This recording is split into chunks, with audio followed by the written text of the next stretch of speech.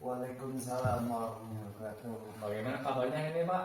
Alhamdulillah baik-baik saja. Alhamdulillah Pak. Nah, begini Pak, mungkin saya ingin meminta izin mau melakukan diseminasi di kelas nih tentang budaya positif Pak. Ya silakan saja koordinasi dengan guru-guru ya. Waktunya Pak kapan bisa dilaksanakan? Silakan ya pada waktu istirahat atau apapun lah, yang penting bisa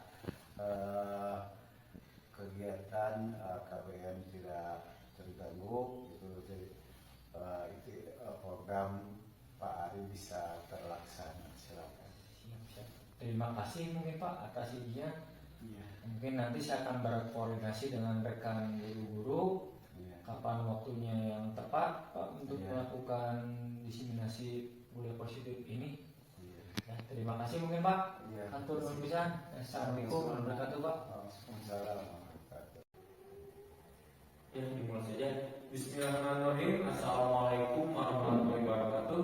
Waalaikumsalam warahmatullahi wabarakatuh. Ya, alhamdulillahirrahmanirrahim. Pada kesempatan kali ini kita masih bisa berkumpul dalam keadaan sehat walafiat. Alhamdulillahirrahmanirrahim. Kita panjatkan puji dan syukur kepada Allah Subhanahu wa taala serta kepada Nabi besar Muhammad SAW. Nah, Bapak Ibu, di sini saya akan menjelaskan tentang diseminasi budaya positif. Nah, budaya positif di sini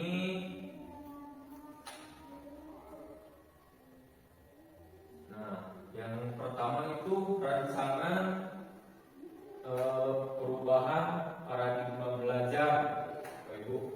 Jadi kita sudah mengenal tentang profil belajar Pancasila.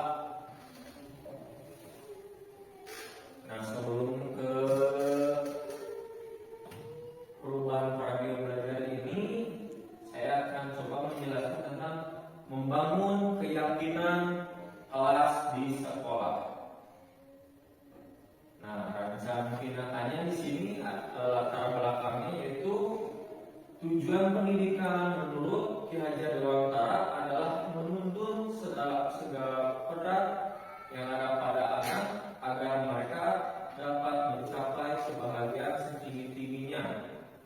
Kemudian tujuannya menciptakan manusia dan anggota masyarakat yang dapat mencapai kebahagiaan yang setinggi-tingginya, mewujudkan murid yang disiplin, bertanggung jawab, dan dapat memperbaiki kesalahannya sehingga memiliki karakter kuat serta menciptakan lingkungan positif di sekitarnya.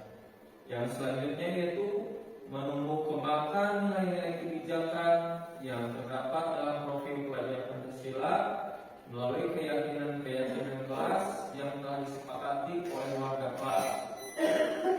Menumbuhkan motivasi intrinsik pada murid untuk berperilaku disiplin tanpa tekanan dari pihak luar ataupun mengharapkan imbalan.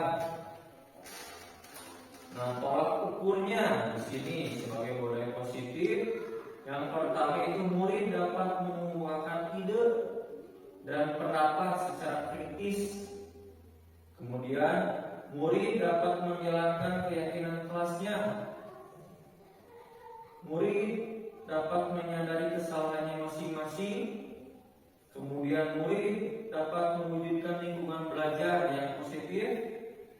Murid dapat menunjukkan perubahan perilaku menuju disiplin positif yang sesuai dengan nilai-nilai profil pelajaran Pancasila. Nah, kemudian lini masa tindakan yang akan dilakukan. Nah, yang pertama, minggu pertama itu melakukan sosialisasi dengan pemimpin, yaitu dengan kepala sekolah, dengan bapak ibu guru, kemudian orang tua tentang budaya positif yang akan dibangun di lingkungan sekolah. Kemudian minggu kedua itu mulai melaksanakan keyakinan secara perlahan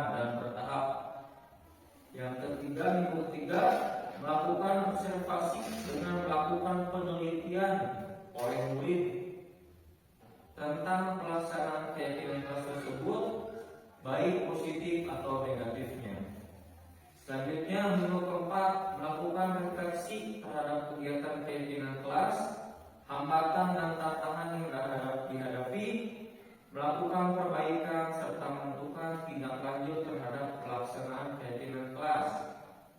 Kemudian, setiap pertemuan dengan murid mengingatkan tentang keyakinan kelas yang disepakatinya. Nah, di sini saya juga memerlukan dukungan, yaitu dukungan dari kepala sekolah selaku atasan, kemudian dari Bapak Ibu guru juga, orang tua, murid sebagai pusat pembelajaran, kemudian alat dan bahan, yaitu di sini ada laptop, nanti ada spidol atau kapur ya Bapak Ibu. Nah, yang selanjutnya di sini konsep utama modul budaya positif. Yang pertama itu perubahan paradigma belajar, kemudian disiplin positif, motivasi perilaku manusia, kebutuhan dasar, posisi kontrol restitusi, keyakinan kelas, dan segitiga restitusi. Nah, yang selanjutnya di sini Bapak Ibu bisa dilihat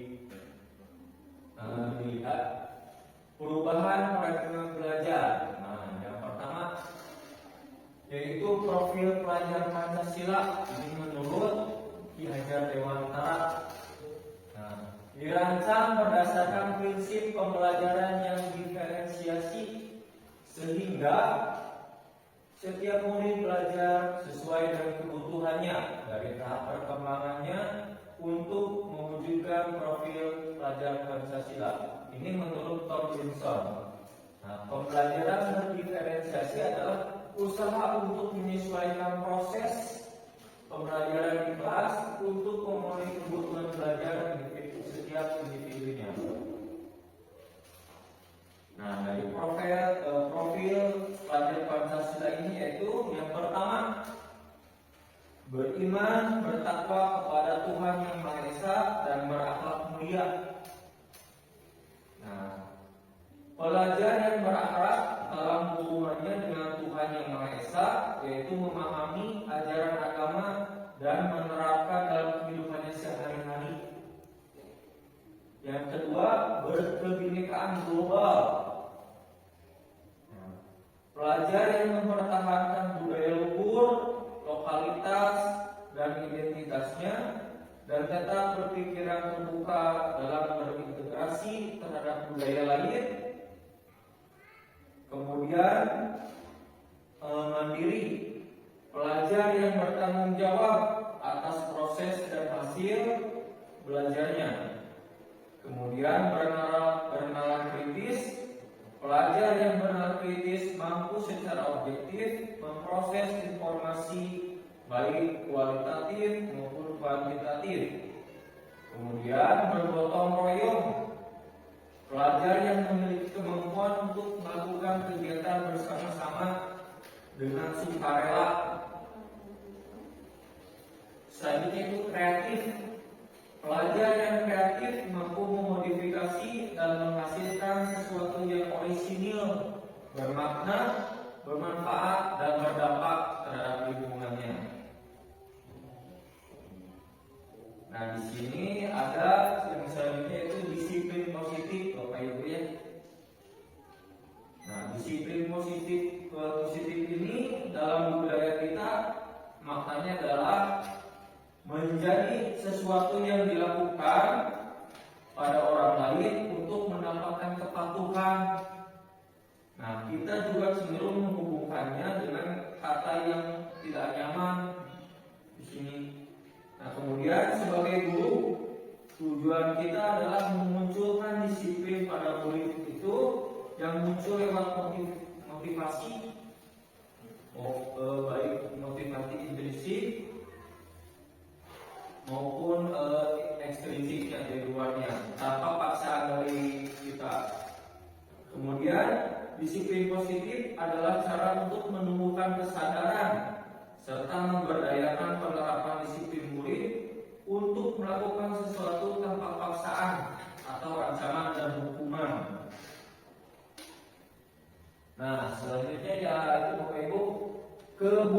kebutuhan dasar manusia.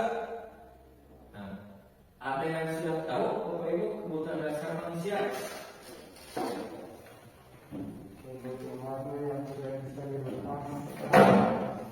Ya, kebutuhan yang itu kebutuhan bertahan hidup Bapak Ibu ya, yang paling utama yaitu tentang makan, minum, sehat, dan merasa aman.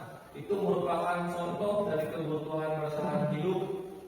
Kebutuhan ini bisa dipenuhi dengan makanan, olahraga, dan diberikan perlindungan.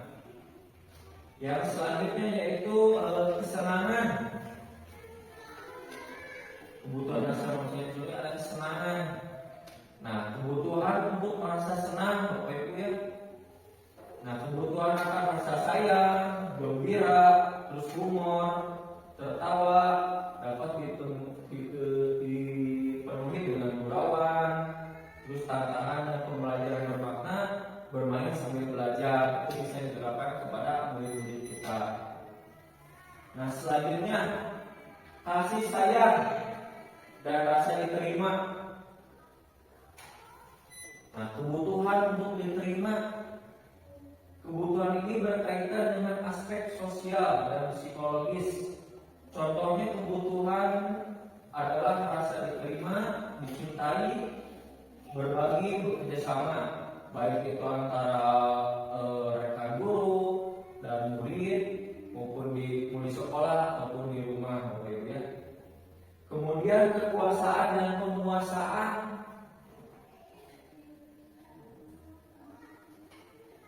Nah, ini Bapak Ibu. Kekuasaan dan penguasaan, kebutuhan atas pengakuan atas kemampuannya. Nah, ketika seseorang yang didengar, diakui, dianggap berprestasi, memimpin, menjadi kompeten, maka sesungguhnya orang tersebut memiliki kebutuhan akan kekuasaan. Jadi kita kalau jika ada yang ingin dihargai nih, nah itu sebetulnya ada kekuasaan dan penguasaan. Jika ada murid seperti juga ada, kemudian kebebasan, kebutuhan akan pilihan. Kebutuhan ini merupakan kebutuhan untuk memilih dan membuat pilihan untuk mandiri, mengeksplorasi hal-hal baru. Nah, murid juga di sini tentu ingin bebas, Bapak Ibu ya. Nah, di sini kita berpihak juga kepada murid bagaimana tentang pelajaran yang diinginkan, yang berdiferensiasi tadi dari awal.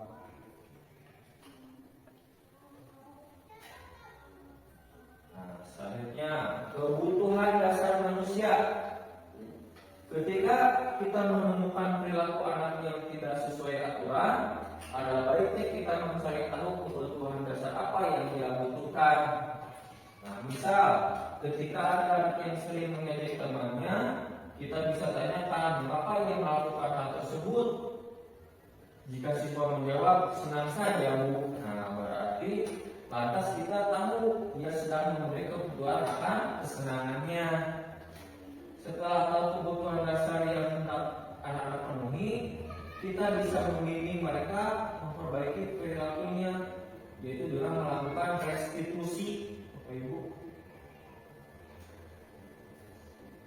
Nah, restitusi. Nah, di sini selanjutnya motivasi perilaku manusia.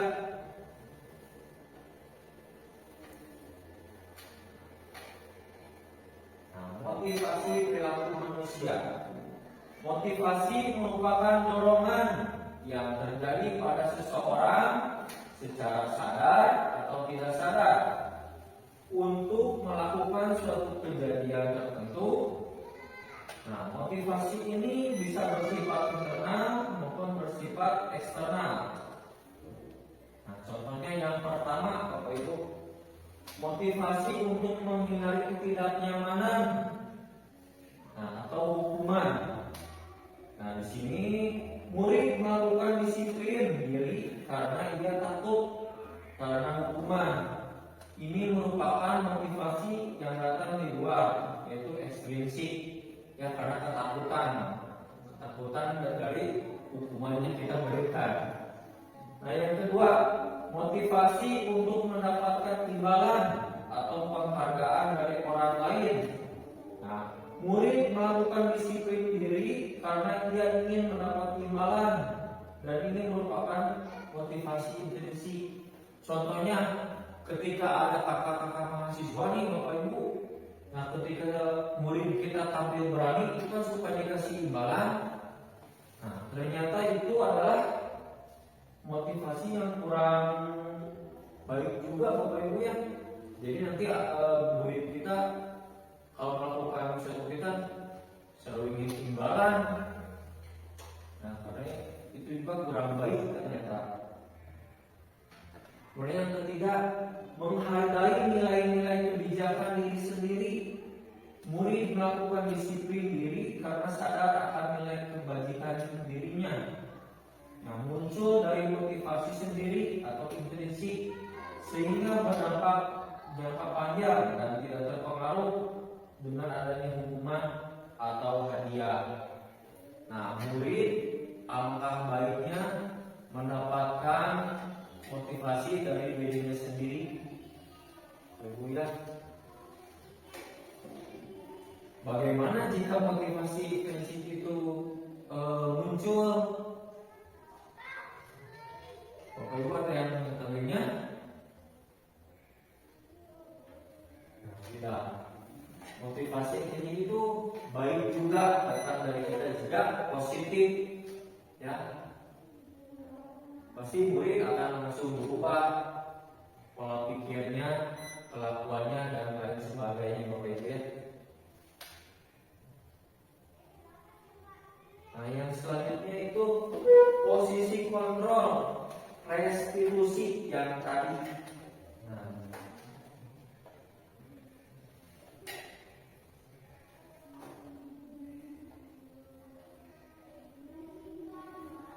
Nah, kelima posisi kontrol tersebut adalah yang satu sebagai penghukum. Nah, di sini guru ya, guru itu sebagai penghukum. Yang kedua pembuat rasa bersalah. Yang ketiga sebagai teman. Yang keempat sebagai pemantau.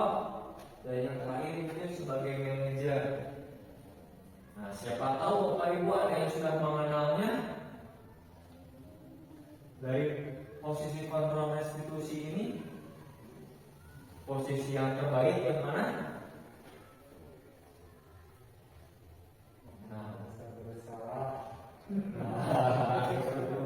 Nah, di sini posisi yang terbaik itu sebagai manajer, itu ternyata ya sebagai manajer. Nah, kita jelaskan. Yang pertama, posisi kontrol penghukum. Dijelaskan, seorang penghukum bisa menggunakan hukuman fisik maupun verbal.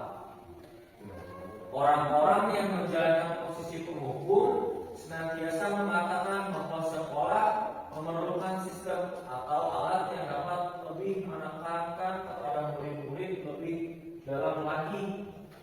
Guru-guru yang menerapkan posisi penghukum adalah akan berkata seperti ini: patuhi aturan saya atau awas. Nah, yang selanjutnya, kamu selalu saja salah. Selanjutnya, selalu saja, pasti selalu yang terakhir selesai. Itu pasti ketika murid telah mengerjakan soal-soal atau tugasnya. Nah, selanjutnya itu guru seperti ini senantiasa percaya hanya ada satu cara pembelajaran yang bisa berhasil, yaitu cara dia sendiri. Nah, ciri khas penghukum, nadanya suaranya bertinggi, bahasa tubuhnya selalu melotot dengan jari yang menunjuk-nunjuk. Nah, misalnya ada contoh lagi nih Bapak Ibu. Ya, terlambat lagi, pasti terlambat lagi. Selalu datang terlambat, kapan bisa dapat waktu? Nah, itu pasti ya dikatakannya. Contohnya itu ya. Nah, konsekuensi logis dari akibat penerapan peran kontrol penghukum adalah kemungkinan murid marah dan mendendam atau bersifat agresif. Bisa jadi sesudah kembali duduk, murid tersebut akan mencoret-coret bukunya atau mejanya, bahkan yang lebih parah lagi ya, melampiaskan kekerasan kepada gurunya. Nah, yang kedua tadi adalah posisi kontrol pembuat merasa bersalah. Nah, pada posisi ini biasanya guru atau orang tua akan bersuara lebih lembut. Nah, pembuat rasa bersalah akan menggunakan keheningan yang membuat orang lain merasa tidak nyaman. Ya, tidak nyaman, kemudian orang lain merasa bersalah atau rendah hati. Kata-kata yang keluar dengan lembut seperti ini contohnya. Bapak sangat kecewa sekali dengan kamu. Nah, misalnya, berapa kali Bapak harus memberitahu kamu ya? Nah, kemudian gimana coba kalau orang tua kamu tahu kamu berbuat salah seperti ini di sekolah? Nah, posisi murid akan memiliki penilaian diri yang buruk tentang dirinya. Murid akan merasa tidak berharga dan telah mengecewakan orang-orang yang disayanginya. Teman-teman, gurunya pasti akan berpikir seperti itu nanti muridnya. Nah, ciri khas pembuat merasa bersalah yaitu nada suara memelas, halus, sedih, bahasa tubuhnya merapat pada anak, lesu misalnya. Contohnya, nah, kamu ini bagaimana ya? Kamu sudah berjanji dengan Bapak tidak akan terlambat lagi. Kamu kenapa ya? Senang sekali mengecewakan Bapak. Bapak benar-benar kecewa sekali. Nah, itu pasti akan berdampak pada murid. Nah, konsekuensi logisnya dari akibat penerapan peran kontrol pembuat rasa bersalah adalah murid akan merasa bersalah telah mengecewakan ibu atau bapak gurunya. Murid akan merasa menjadi orang yang gagal dan tidak sanggup membahagiakan orang lain. Kadang-kala sikap seperti ini lebih berbahaya dari sikap penghukum karena emosi akan tertanam rapat di dalam jiwa murid yang berperasaan itu.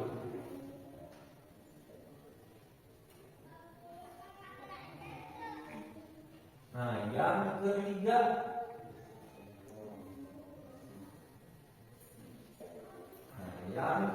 yaitu posisi kontrol teman.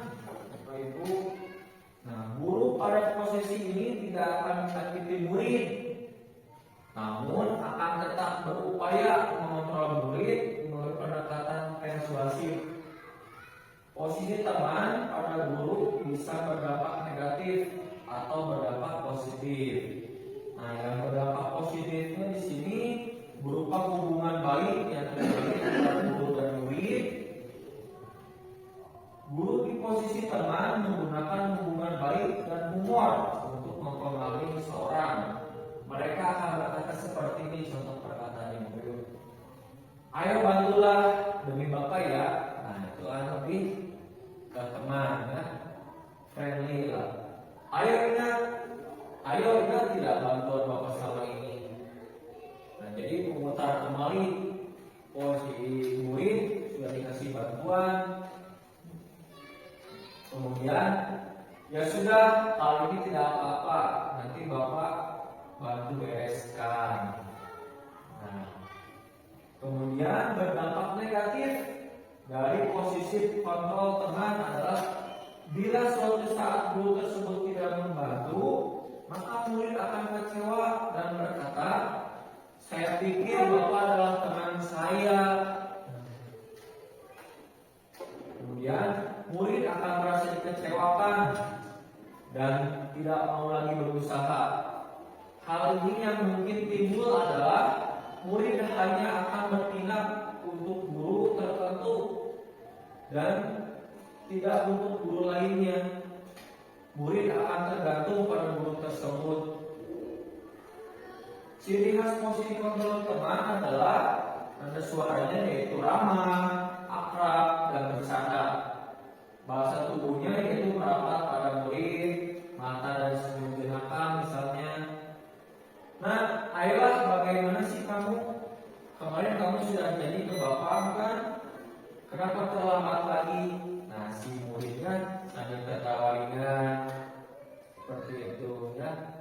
Kemudian memaafkan. Ya sudah, tidak apa-apa, duduk dulu sana, nanti bapak bantu. Nah, konsekuensi logis dari penerapan posisi kontrol teman adalah akan merasa senang dan akrab dengan guru. Ini termasuk dampak positif. Nah, hanya saja di sisi negatif, murid menjadi tergantung pada guru. Bila ada masalah, nah nanti dia merasa bisa mengandalkan guru tersebut untuk membantunya. Akibat lain dari posisi teman. Nah, hal ini hanya berbuat sesuatu bila yang menyuruh adalah guru tersebut, ya, dan belum tentu berlaku sama guru yang lain. Nah, jadi guru tersebut pasti dikenal, dan nanti tidak termasuk sama guru yang lainnya, ya. Yang selanjutnya, posisi kontrol restitusi yang keempat yaitu posisi kontrol sebagai pemantau. Memantau berarti mengawasi. Nah, pada saat kita mengawasi, kita bertanggung jawab atas perilaku orang-orang yang kita awasi. Nah, posisi pemantau berdasarkan pada peraturan-peraturan dan konsekuensinya. Dengan menggunakan sanksi atau konsekuensi, kita dapat memisahkan hubungan pribadi dengan murid. Sebagai seseorang yang menjalankan posisi pemantau, nah, sering kala ya, pertanyaan yang diajukan sebagai pemantau adalah seperti ini. Nah, apa yang telah kamu lakukan? Terus sanksi apa dan konsekuensinya apa? Nah, seseorang pemantau sangat mengandalkan perhitungan, catatan, data yang dapat digunakan sebagai bukti atas perilaku seseorang. Posisi ini akan menggunakan stiker, slip catatan, daftar cek. Posisi pemantau sendiri berawal dari teori stimulus respon yang menunjukkan tanggung jawab guru dalam kontrol muridnya. Nah, ciri khas pemantau adalah dengan suara datar, bahasa tubuh yang formal. Misalnya seperti ini. Guru nih ya, guru. Adik, tahukah kamu di berapa kita mulai? Kata adik, tahu pak. Kata guru tersebut, kamu terlambat 15 menit. Apakah kamu sudah mengerti konsekuensi yang harus dilakukan dan terlambat? Adik, paham pak. Saya harus tinggal di kelas pada jam istirahat. Nanti baru mengerjakan tugas ketertinggalan saya. Kata guru, ya benar. Nanti pada saat jam istirahat, kamu tinggal di kelas untuk menyelesaikan tugas yang tertinggal tadi. Saya tunggu. Kata guru tersebut. Kemudian konsekuensi logisnya dari penerapan restitusi ini adalah murid memahami konsekuensi yang harus dijalankan karena telah melanggar suatu aturan. Nah, guru tidak menunjukkan suatu emosi yang berlebihan, kemudian menjadi marah atau membuat merasa berbuat salah. Murid tetap dibuat tidak nyaman, yaitu dengan harus tinggal kelas pada jam istirahat. Jadi ketika jam istirahat, si murid yang terlambat itu harus mengerjakan tugasnya, sementara teman-teman lainnya istirahat di luar. Selanjutnya yaitu posisi kontrol yang kelima. Nah, yang kelima yaitu posisi kontrol manajer. Posisi kontrol terakhir adalah manajer, yaitu posisi di mana guru berbuat sesuatu bersama dengan murid, mempersilahkan murid mempertanggungjawabkan perilakunya, mendukung murid agar dapat menemukan solusi atas permasalahannya. Seorang manajer telah memiliki keterampilan di posisi teman maupun pemantau, dan dengan demikian bisa jadi di waktu-waktu tertentu kembali kepada posisi tersebut bila diperlukan. Nah, namun bila kita menginginkan murid-murid kita menjadi manusia yang merdeka, mandiri dan bertanggung jawab, maka kita perlu mengacu kepada restitusi yang dapat menjadikan murid kita seorang manajer dengan dirinya sendiri. Di manajer, murid diajak untuk menganalisis kebutuhan dirinya maupun kebutuhan orang lain. Di sini penekanan bukan hanya kemampuan membuat berkonsekuensi, namun dapat berkolaborasi dengan murid dengan bagaimana cara memperbaiki kesalahan yang ada. Nah, seorang manajer, contoh perkataannya adalah seperti ini. Apa yang kita yakini? Nah, kemudian apakah kamu meyakininya? Nah, selanjutnya, jika kamu meyakininya, apakah kamu bersedia memperbaikinya? Nah, jadi jika murid dia bersalah, ada pertanyaan seperti itu, Bapak Ibu. Nah, terus apa rencana kamu untuk memperbaiki ini?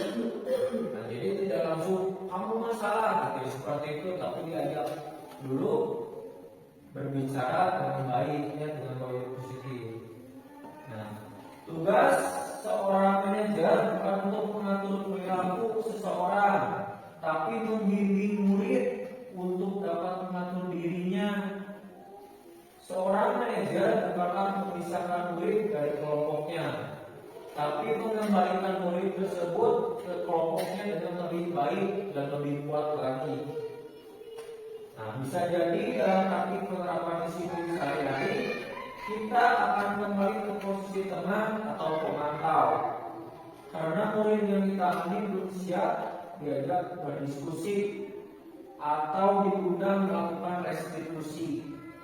Namun perlu disadari tujuan akhir dari 5 posisi kontrol seseorang itu adalah yaitu di mana posisi ini murid dapat menjadi pribadi yang mandiri, merdeka dan bertanggung jawab atas segala perilaku dan sikap yang akhirnya dapat menciptakan lingkungan yang positif, nyaman dan aman.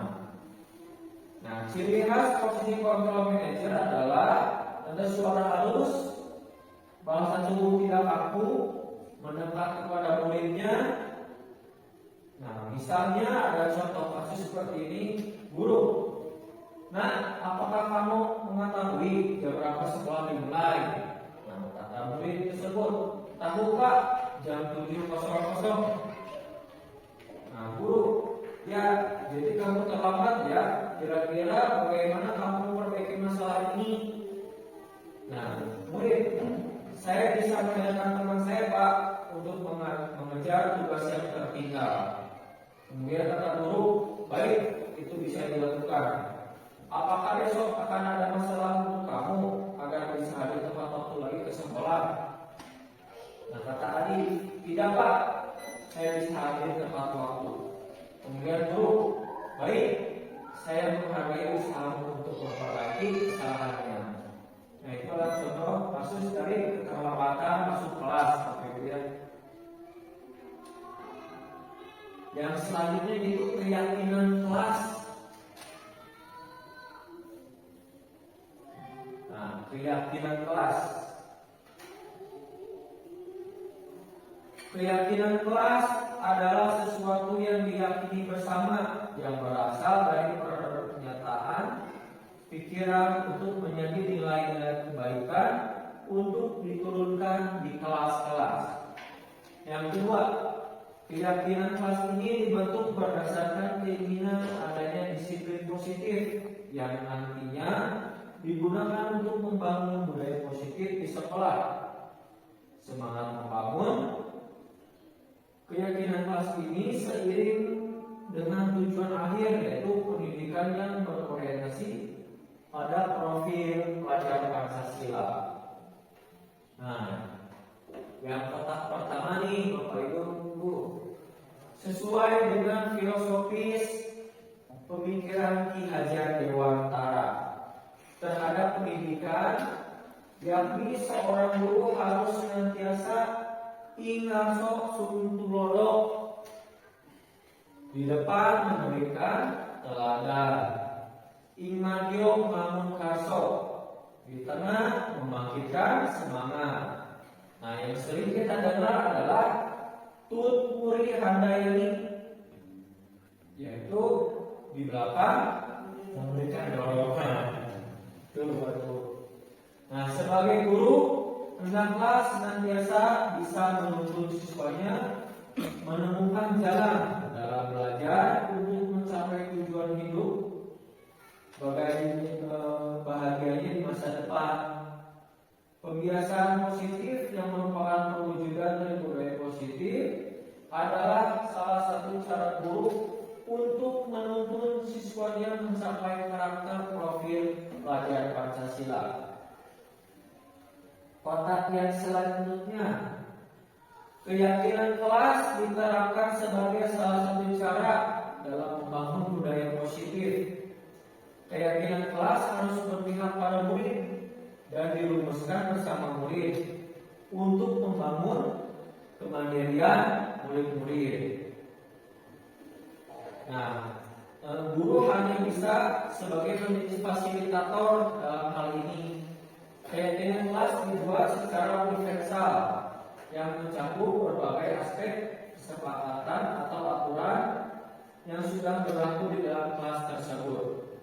Budaya positif sekolah disusun secara terstruktur dan sistematis dengan melibatkan seluruh stakeholder sekolah. Budaya positif sekolah ini dibuat untuk meningkatkan karakter sumber daya manusia yang ada di sekolah tersebut. Nah, nanti Bapak Ibu kan sudah menyusun nih di awal tahun ajaran baru peraturan kelas, tidak boleh makan di kelas, tidak boleh berbicara di kelas, kemudian tidak boleh lari-lari di kelas. Nah, itu adalah peraturan. Nah, nanti kita garis besarkan menjadikan keyakinan Bapak Ibu ya. Misalkan tidak boleh lari di kelas, berarti itu masuknya ke dalam menghargai orang lain dan disiplin juga Bapak Ibu ya. Berarti keyakinan harus disiplin. Ya, dan selanjutnya. Kemudian tujuan dari penerapan keyakinan kelas yaitu antara lain menumbuhkan keterlibatan murid dalam membentuk keyakinan kelas untuk mencapai kelas impian bersama guna pembelajaran yang lebih efektif ke depannya Bapak Ibu.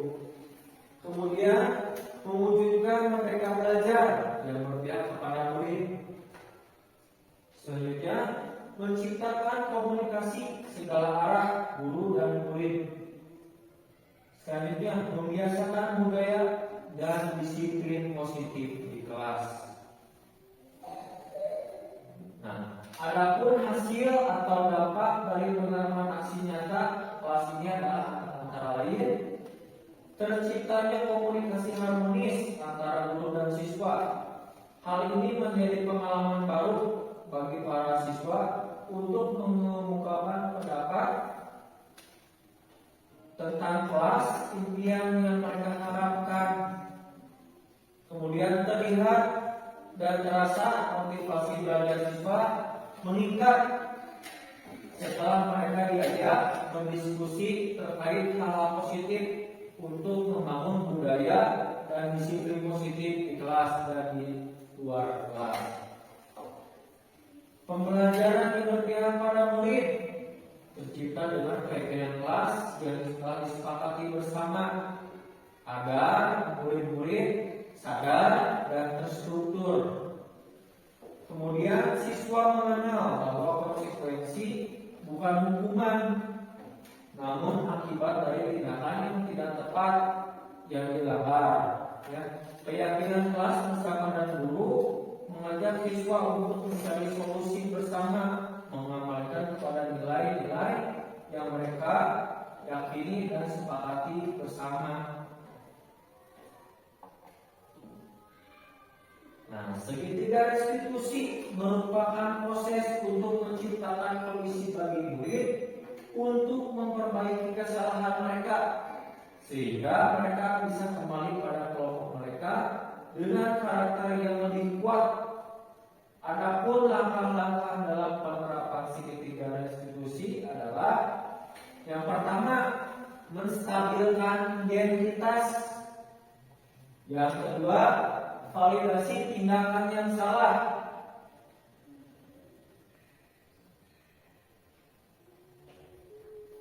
Nah, restitusi, Bapak Ibu, tentang restitusi. Restitusi adalah proses menciptakan kondisi bagi murid untuk memperbaiki kesalahan mereka, sehingga mereka bisa kembali pada kelompok mereka dengan karakter yang lebih kuat menurut dosen tahun 2004. Melalui restitusi, ketika murid melakukan tindakan yang salah, maka guru akan menanggapi dengan cara yang memungkinkan murid untuk membuat refleksi atau evaluasi internal tentang apa yang telah mereka perbuat untuk memperbaiki kesalahannya dan kembali kepada kelompoknya dengan karakter yang lebih kuat lagi. Selanjutnya, nah ini adalah tentang segitiga restitusi. Yang pertama itu adalah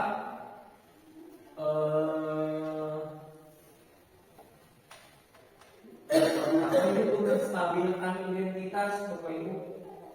Menstabilkan identitas dulu, kemudian validasi tindakan dan menanyakan keyakinan. Nah, sudah ada yang membaca-baca Bapak Ibu tentang segitiga restitusi ini? Baru sama. Nah, di sini menstabilkan identitas seperti tadi contohnya sudah saya yang terlambat 15 menit itu.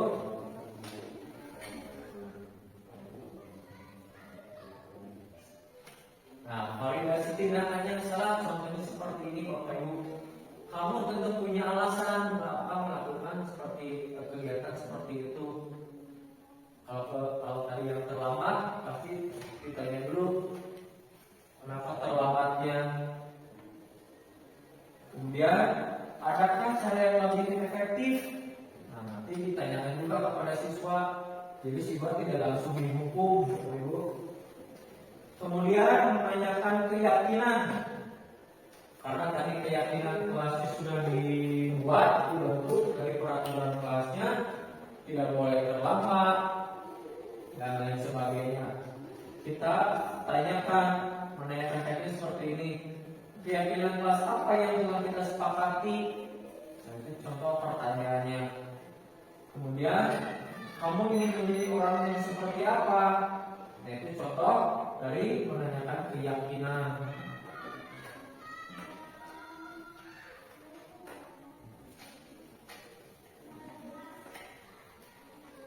Nah, kita bahas lagi tentang menstabilkan identitas.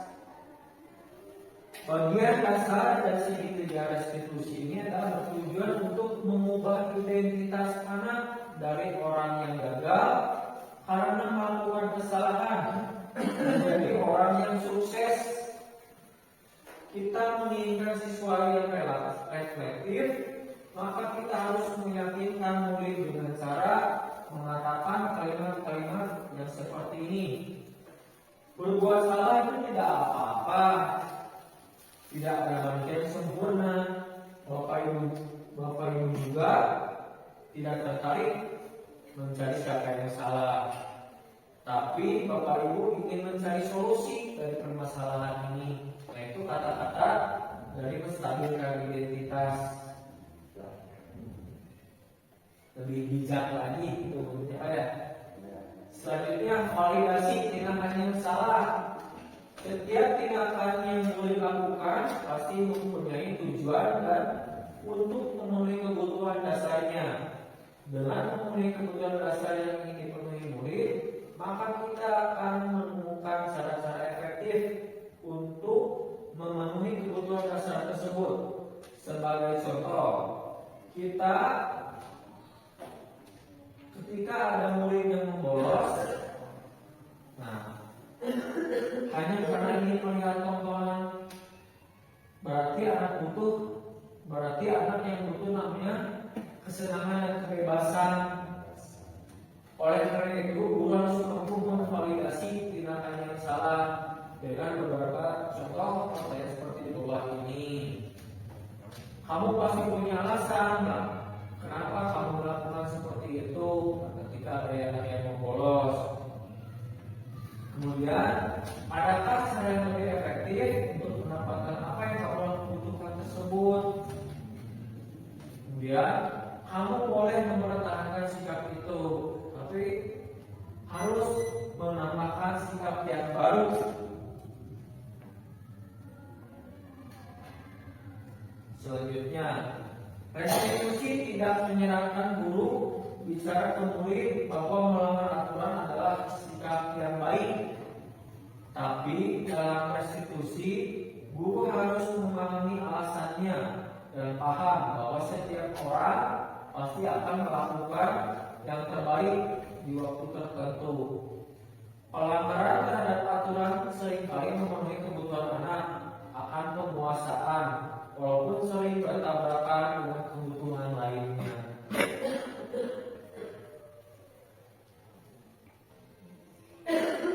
Selanjutnya, menanyakan keyakinan. Kita pada dasarnya termotivasi secara internal.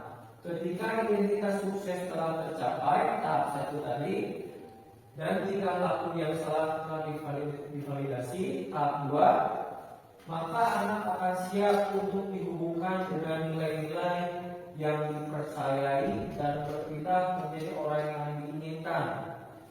Pertanyaan-pertanyaan yang bisa digunakan antara lain, apa yang kita percaya sebagai kelas atau keluarga? Kemudian, apa nilai-nilai umum yang kita sepakati? Terus, kamu mau jadi anak yang seperti apa? Nah, dan pertanyaan lainnya yang dapat menggugah anak agar memiliki rasa tanggung jawab dan percaya diri, sehingga guru dapat membantu agar fokus pada gambaran kehidupan yang dicita-citakannya. Penerapan segitiga restitusi di sekolah harus dilaksanakan secara berurutan berdasarkan tahapan, ya.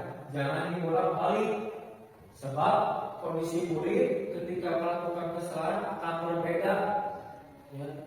Akan berbeda kondisi dengan normalnya, sehingga penerapan harus berurutan.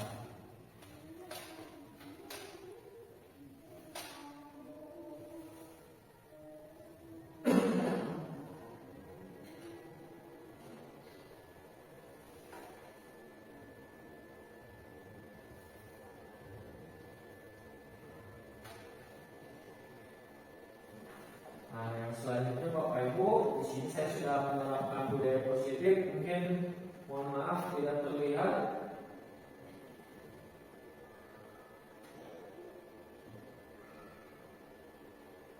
Nah, ini kita sudah pernah menyusun di minggu yang sebelumnya tentang budaya positif.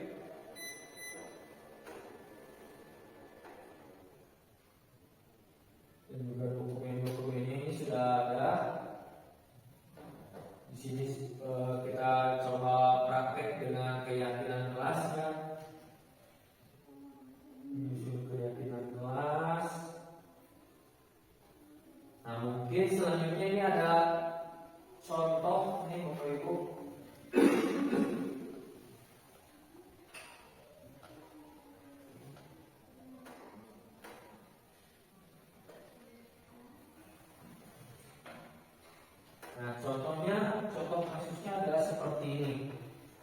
satu menendang bola voli.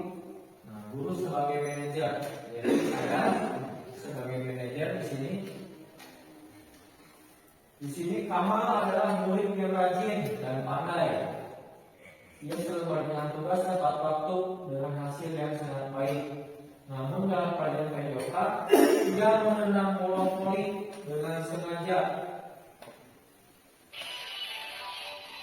Dan kemudian saya selaku guru PJOK memanggil Kamal untuk mengatasi permasalahannya. Nah, di sini mungkin ada videonya, Bapak Ibu, contohnya seperti ini. Nah, jelas-jelas ini menentang bola voli yang tidak dibolehkan dalam peraturan keyakinan kelas saya.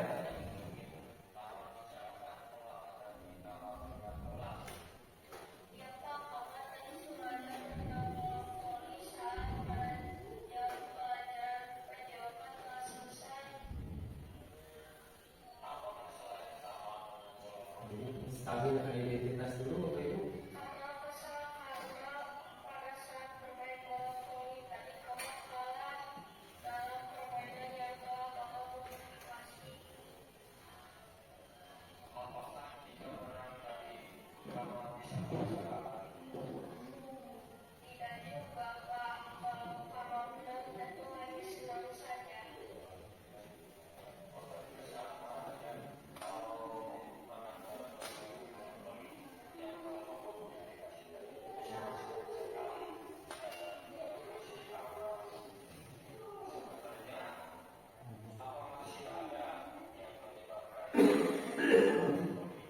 Nah, ini adalah validasi ya, Bapak Ibu, validasi tindakan yang salah.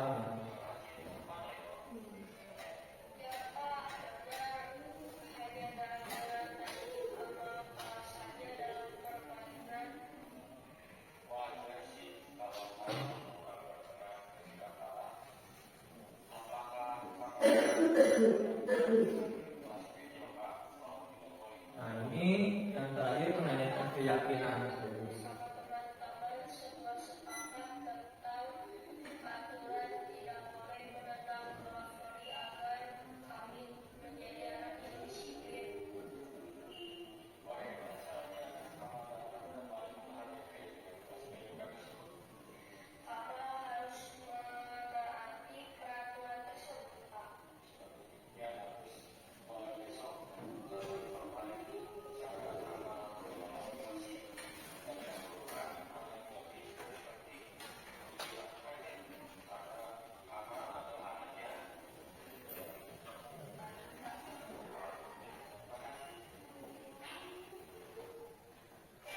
Nah, yang selanjutnya Bapak Ibu, ini adalah kasus kedua.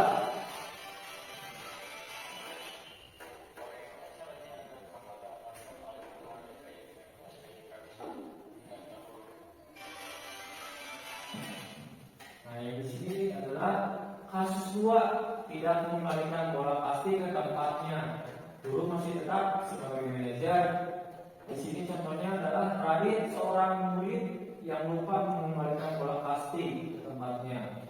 Saya sebagai guru itu prihatin dengan keadaan tersebut.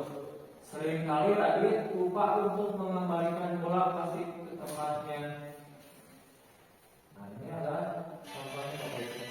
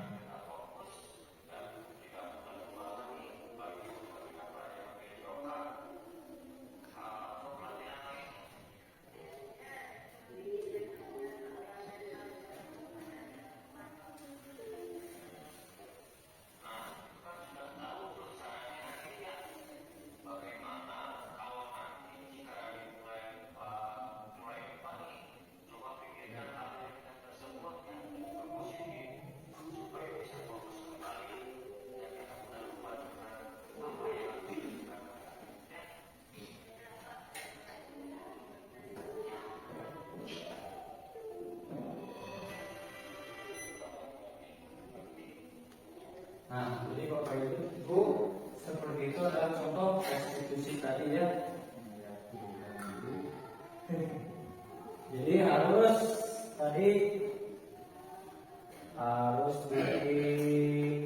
distabilkan dulu identitasnya, kemudian divalidasi dulu tindakan yang salahnya, kemudian pertanyakan keyakinannya.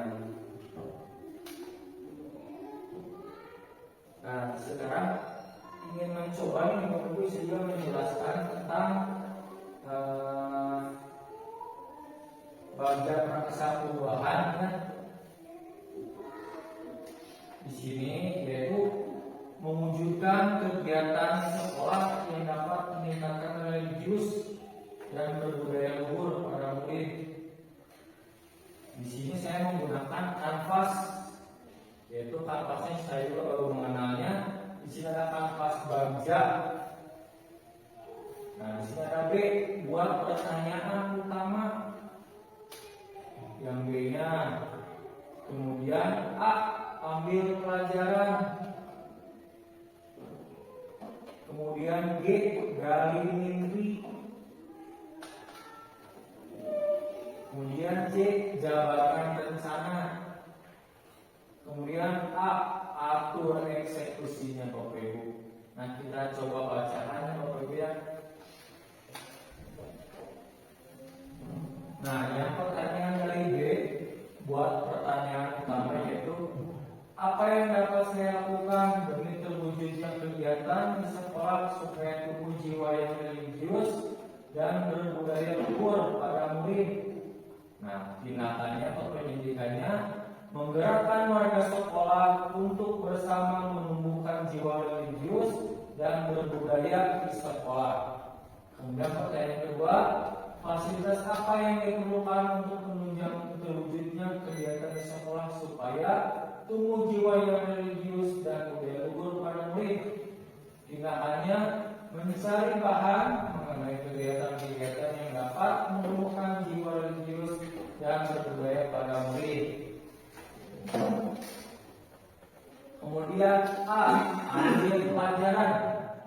Pertanyaannya, pengalaman siapa yang dapat menumbuhkan jiwa religius dan budaya pada murid?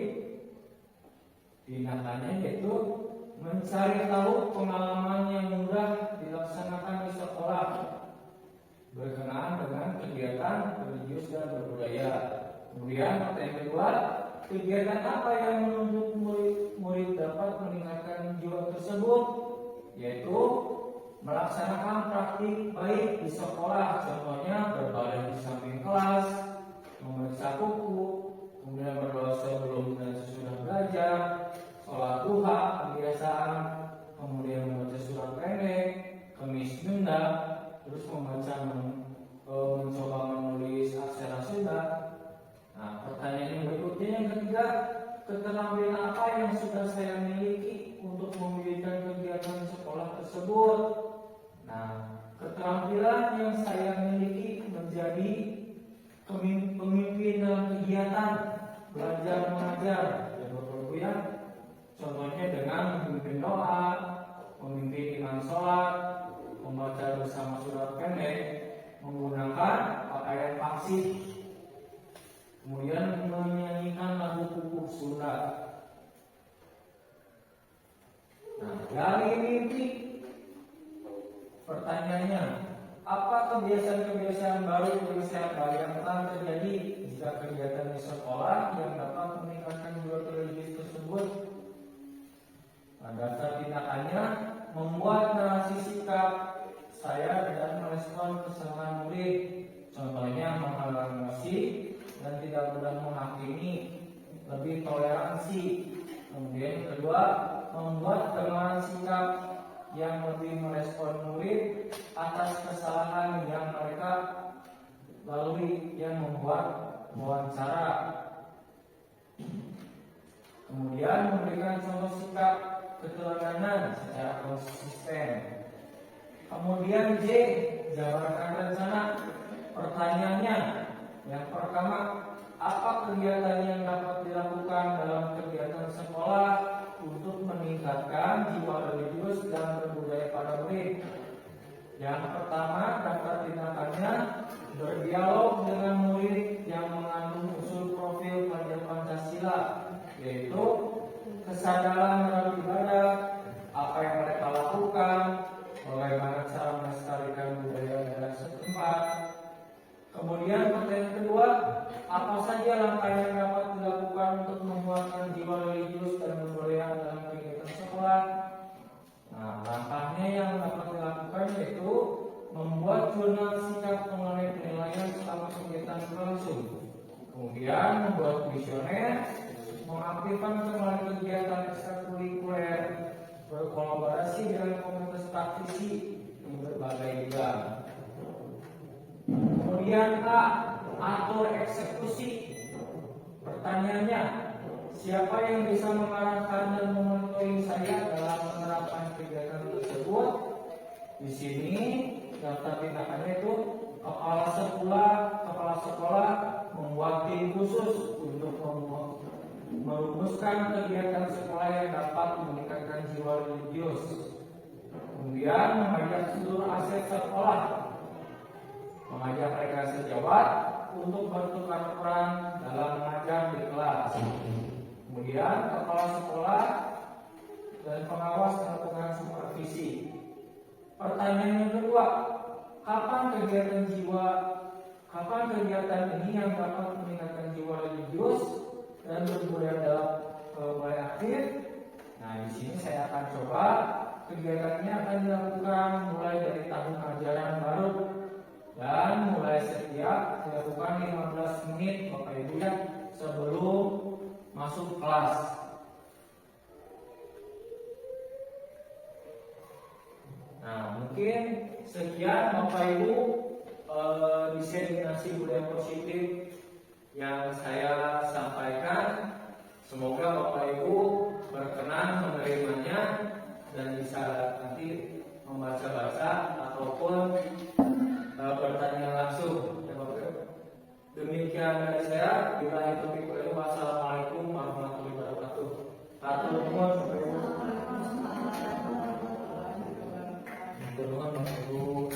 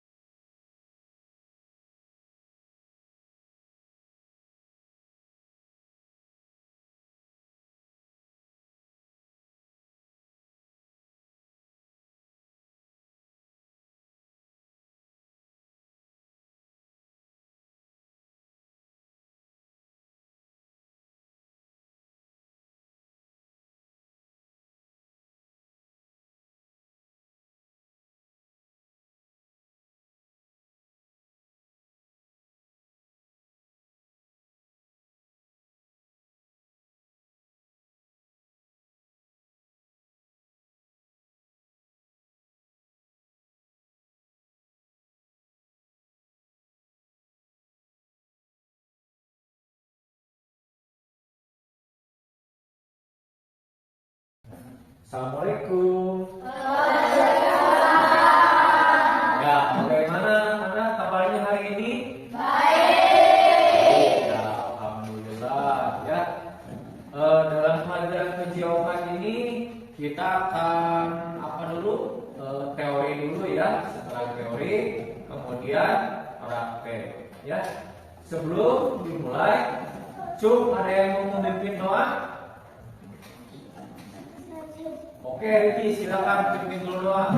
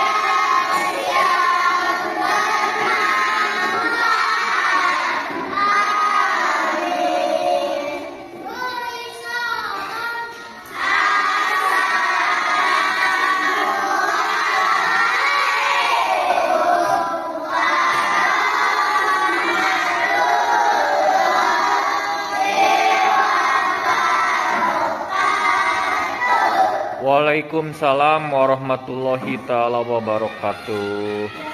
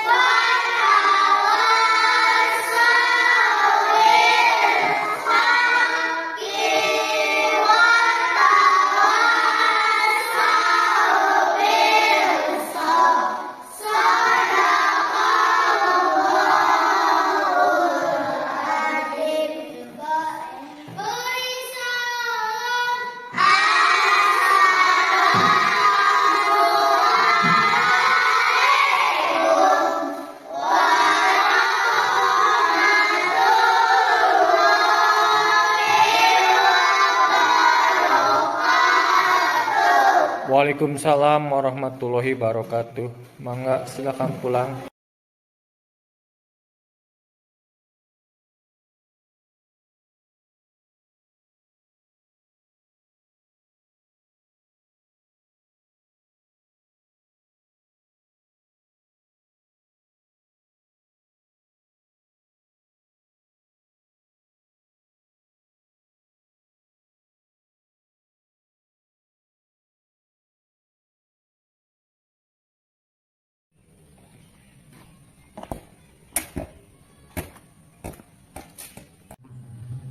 Kamal, adakah yang ingin Kamal bicarakan? Mengapa tadi Kamal menendang bola?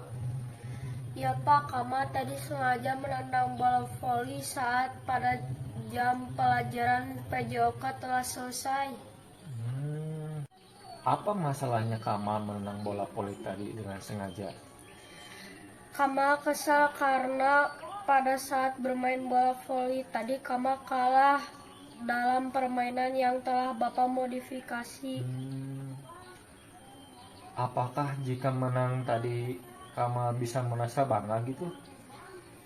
Tidak juga Pak, kalau Kamal menang tentu hanya senang saja. Baik. Bapak juga sama ya. Kalau menang dalam permainan bola voli yang telah Bapak modifikasi tadi tentu sangat senang sekali jika ada dalam posisi Kamal. Sebenarnya apa masih ada yang menyebabkan Kamal tadi menang bola voli dengan sengaja? Padahal selama ini Kamal adalah anak yang rajin dan pandai loh. Ya Pak, benar. Hanya gara-gara tadi Kamal kalah saja dalam permainan. Wajar sih kalau Kamal kurang berkenan ketika kalah. Apakah Kamal ingat tentang keyakinan kelas PJOK bahwa tidak boleh menang bola voli? Ya Pak, Kamal ingat bersama teman-teman sebuah sepakat tentang aturan tidak boleh menendang bola voli agar kami menjadi anak yang disiplin. Bagaimana caranya agar Kamal dapat kembali menghargai keyakinan kelas PJOK tersebut? Kamal harus menaati peraturan tersebut, Pak. Bagus. Ya bagus. Mulai besok perbaiki cara Kamal mengelola emosi dan dahulukan mana yang lebih penting untuk dilakukan ya. Karena Kamal adalah anak yang Baik, Pak. baik ya. Makasih. Assalamualaikum warahmatullahi wabarakatuh. Perkenalkan, nama saya Kamal. Dari masalah tadi saya terasa terbantu sekali. Pak Ari menggunakan segitiga restitusi dalam mencari solusi dari setiap masalahnya. Terima kasih. Ya, Radit, mohon maaf Bapak panggil Radit ke kantor ya. Sebelumnya Radit, Pak Ari perhatikan Radit lupa mengembalikan bola kasti ya ke tempatnya. Padahal Radit sudah sering Bapak ingatkan loh tentang masalah ini. Ya Pak, Radit terkadang sering lupa untuk piket mengembalikan bola kasti ke tempatnya. Ya tidak apa-apa sih, itu hal wajar ya ketika Radit lupa. Pak Ari juga sering terkadang suka sering lupa seperti itu. Tapi pasti ada ya yang menyebabkan mengapa Radit lupa dengan tugas piket untuk mengembalikan bola kasti ke tempatnya. Dan juga misalkan Pak Ari ya, kalau lupa pasti sedang banyak pikiran, ya, jadi kurang fokus dalam mengerjakan pekerjaan tersebut. Radit juga kadang-kadang suka terpikir hal lain jadi lupa apa yang harus dikerjakan. Radit pasti punya alasan loh mengapa sering lupa itu. Sebenarnya Radit susah untuk fokus terhadap suatu hal Pak, jadi itu alasan Radit lupa. Kira-kira Radit ingin menjadi orang yang seperti apa? Karena Pak Ari tahu Radit itu pandai dan aktif di sekolah. Ingin mengejar cita-cita menjadi seorang atlet Pak. Bagus. Terus keyakinan seperti apa yang harus Radit miliki agar dapat menjadi orang yang Radit inginkan? Harus fokus belajar dan tidak mudah lupa, tetap fokus. Bagaimana caranya agar Radit tetap fokus dan tidak mudah lupa lagi, baik itu ketika pelajaran PJOK atau pelajaran lainnya? Biasanya Radit memikirkan keindahan alam dan hal baik yang pernah dilakukan Pak. Nah, itu kan sudah tahu tuh caranya Radit ya. Bagaimana kalau nanti jika Radit mulai lupa nih, coba pikirkan hal yang indah tersebut ya, dan juga positif supaya bisa fokus kembali dan tidak mudah lupa dengan apa yang harus dikerjakan oleh Radit ya. Baiklah Pak, terima kasih telah memberikan solusi. Ya, baik. Assalamualaikum warahmatullahi wabarakatuh. Perkenalkan, nama saya Radit. Dari masalah tadi saya terasa terbantu sekali. Pak Ari menggunakan segitiga restitusi dalam mencari solusi dari setiap masalahnya. Terima kasih.